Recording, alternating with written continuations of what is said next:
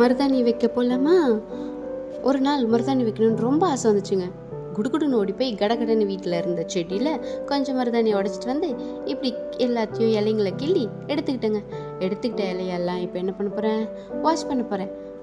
இலையெல்லாம் போயிட்டு கொஞ்சம் தண்ணி ஊற்றி இப்படி ஒரு பெரட்டு அப்படி ஒரு பெரட்டுன்னு பெரட்டி அந்த இலையை நல்லா கழுவி தண்ணி எல்லாம் போக எடுத்து வச்சதுக்கப்புறம் அரைக்கணும். அம்மியில் அரைக்க போகிறேன்னு நினச்சிங்களா? அதுதான் இல்லை.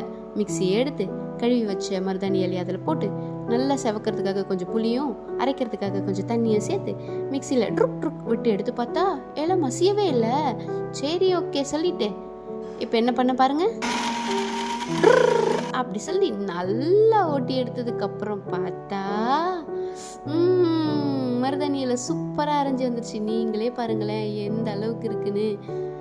அரைச்ச மருதாணிக்காக வெயிட் பண்ணுறதுக்கு மனசே வரலங்க. என்ன வாசனை, மருதாணியோட வாசனை தாங்க. அந்த மருதாணியெல்லாம் ஒரு கிண்ணத்தில் மாற்றிக்கிட்டேன். என்னடா இவ கொஞ்சம் கூட விடாமல் இப்படி மொத்தத்தையும் தொடச்சி வழிச்சு எடுக்கிறாளேன்னு பார்க்குறீங்களா? மருதாணி எனக்கு அவ்வளோ பிடிக்கும்.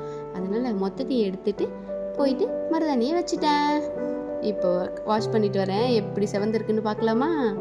டடா, எடி மருதாணி சூப்பராக செவந்திருக்குல்ல. பாய். மருதாணி வச்சுக்க பிடிக்கும்னா லைக் பண்ணுங்க.